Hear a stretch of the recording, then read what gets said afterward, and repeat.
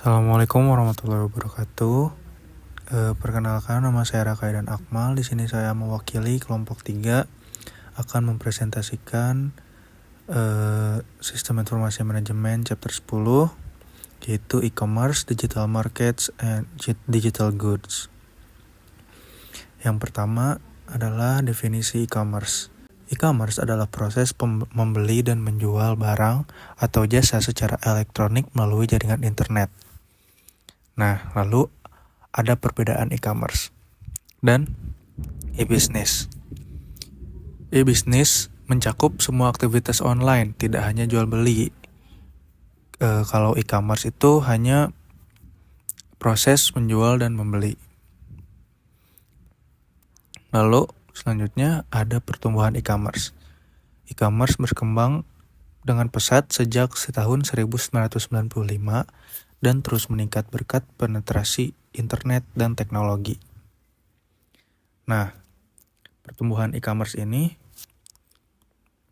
sangat pesat bertumbuhnya, apalagi pada saat pandemi COVID tahun 2019-2020. Pandemi COVID ini menyebabkan pertumbuhan e-commerce yang sangat pesat dikarenakan jual beli saat itu karena adanya PPKM. Nah, jual beli secara online saat itu meningkat secara drastis. Lalu ada berbagai tipe e-commerce. Yang pertama adalah B2C atau business to consumer. Business to consumer ini contohnya seperti Tokopedia dan Shopee. Menjual perusahaan menjual langsung ke konsumen. Lalu ada B2B atau business to business. Contohnya seperti Alibaba. Nah, business to business ini adalah transaksi antar perusahaan. Lalu ada C2C, consumer to consumer. Contohnya yaitu OLX seperti atau juga Facebook Marketplace ya. Contohnya ini adalah konsumen menjual ke konsumen lain. Lalu ada m-commerce, perdagangan melalui perangkat mobile. Selanjutnya adalah fitur unik e-commerce. Yang pertama ada ubiquity, yaitu kapan saja dan di mana saja.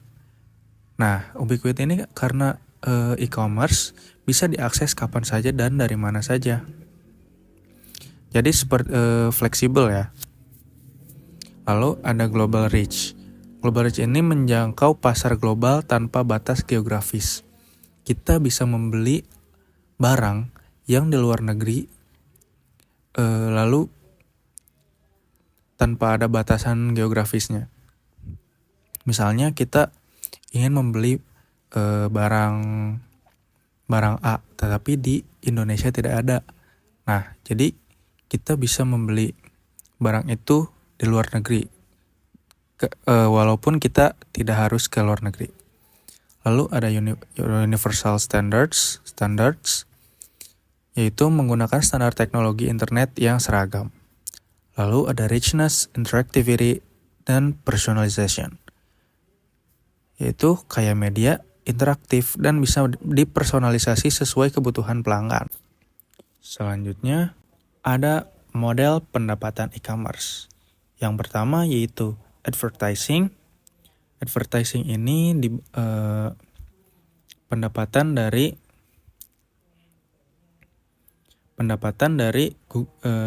iklan seperti Google Ads. Lalu ada sales model ini seperti Amazon menjual produk langsung. Lalu ada subscription. Nah, subscription ini seperti berlangganan gitu ya, seperti Netflix, Spotify, dan YouTube Premium. Lalu ada freemium. Nah, freemium ini aplikasinya kita gratis, tetapi ada fitur premium dengan berbayar seperti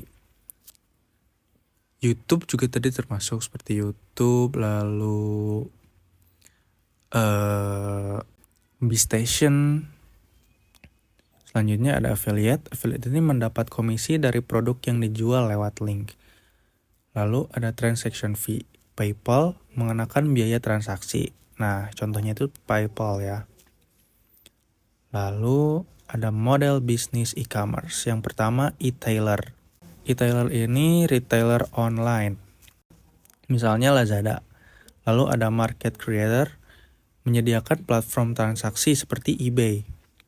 Lalu ada portal. Portal ini titik awal informasi ya, seperti Yahoo, Google, Yandex, DuckDuckGo, dan lain-lain.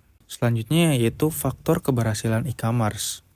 Nah, faktor keberhasilan e-commerce ini yaitu website yang menarik dan website yang mudah digunakan, lalu strategi pemasaran digital, logistik dan pengiriman yang efisien, dan keamanan transaksi. Nah, kenapa dari poin-poin tersebut harus menjadi faktor keberhasilan e-commerce? Yang pertama, website harus user friendly karena harus gampang diakses oleh semua user dan tidak ribet untuk diakses.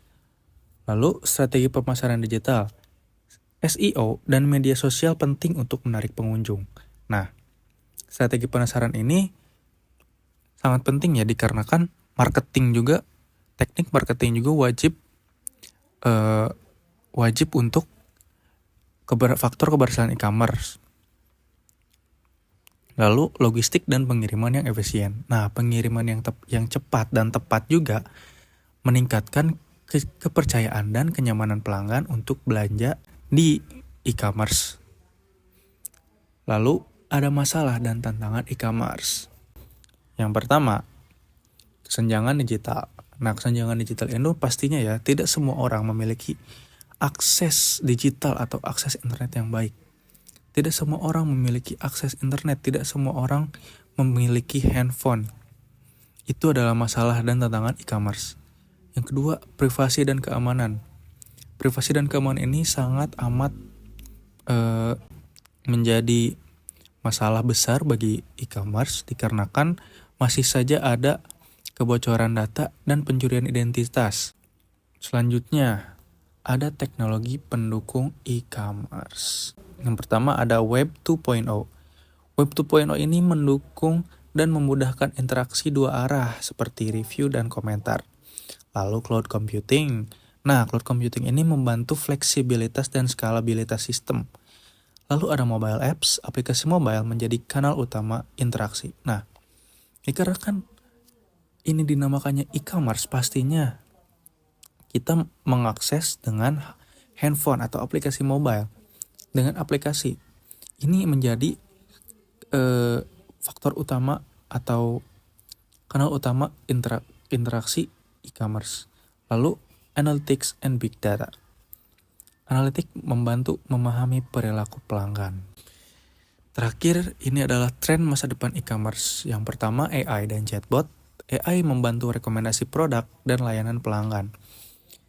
Nah, contohnya seperti misalnya kita menggadang-gadangkan ingin sepatu, sebenarnya kita hanya mencari di searching di Google ataupun di Shopee seperti sepatu misalnya sepatu Nike. Nah, pastinya AI ini membantu rekomendasi produk dan layanan pelanggan. Membantu rekomendasinya seperti di IG tiba-tiba ada muncul sepatu Nike yang kita inginkan, lalu di TikTok dan sebagainya seperti itu. Lalu augmented reality AR ini dipakai untuk coba produk secara virtual. Nah, misalnya seperti furniture. Lalu ada voice commerce, belanja via asisten suara seperti Alexa, Google Assistant, dan Siri. Lalu penggunaan blockchain. Blockchain ini untuk transaksi aman dan transparan. Seperti itu.